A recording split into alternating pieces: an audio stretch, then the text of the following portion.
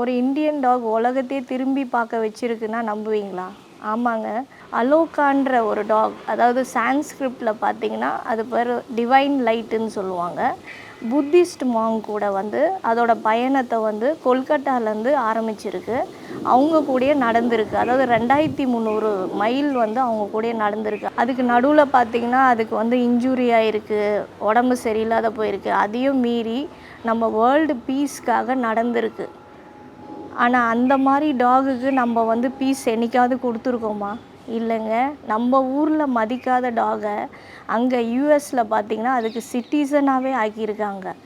நம்மளுக்கு வந்து நம்ம டாகோட மதிப்பு என்றைக்குமே தெரியலங்க. ஆனால் வெளிநாட்டில் இருக்கிறவங்களுக்கு அதோட மதிப்பு தெரியுது. ஏன்னா அதுதான் மோஸ்ட் இன்டெலிஜென்ட் டாகுன்னு சொல்லுவாங்க. நீங்கள் என்ன தான் ப்ரீடை கொண்டு வந்தாலும் நம்ம இந்தியன் மாதிரி வராதுங்க. ஆனால் நம்ம என்னங்க பண்ணுறோம்? அதுக்கு பாய்சன் வைக்கிறோம், கல்லால் அடிக்கிறோம். அதுங்களை என்றைக்குமே மதித்ததில்ல. அதுங்க தூங்கிட்டு இருக்கும் போது கூட சுடு தண்ணி எடுத்து ஊற்றுறோம். இப்போ கூட ரீசெண்டாக பார்த்திங்கன்னா தெலுங்கானாவில் வந்து 300 நாயை வந்து விஷம் வச்சு சாகடிச்சிருக்காங்க. அதே மாதிரி ரீசெண்டாக பார்த்திங்கன்னா பெங்களூரில் ஒரு ஆள் வந்து ஒரு சின்ன பப்பியை ரேப் பண்ணி செவுத்துலேயே அடித்து சாவடிச்சிருக்காரு. இதில் யாருங்க மிருகம்? மனுஷங்களா, அந்த வாயில்லா ஜீவனுங்களா?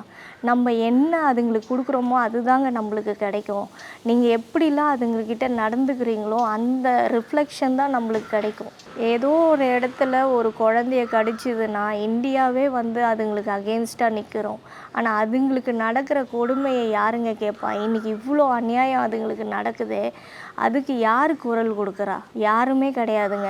நாம் தாங்க அதுங்கக்கிட்டேருந்து நிறைய விஷயம் கற்றுக்கணும். ஒரு வேளை சாப்பாடு சாப்பிட்டு பனிலையும் வெயில்லையும் அவங்க வந்து படுத்து தூங்கி நம்மளுக்காக பாதுகாக்கிறாங்க பார்த்தீங்களா? அதுதாங்க அவங்க உண்மையான குணம். நம்ம தான் அவங்கள புரிஞ்சிக்காமல் இந்த மாதிரியெல்லாம் அவங்களுக்கு கஷ்டம் கொடுத்துட்ருக்கோம். இந்த அலோகான்ற டாக் வந்து வேர்ல்டு பீஸ்க்காக நடப்பயணம் பண்ணுற மாதிரி, அதை பார்த்தாவது நம்ம கொஞ்சமாவது அவங்களுக்கு ரெஸ்பெக்ட் கொடுக்கணுங்க.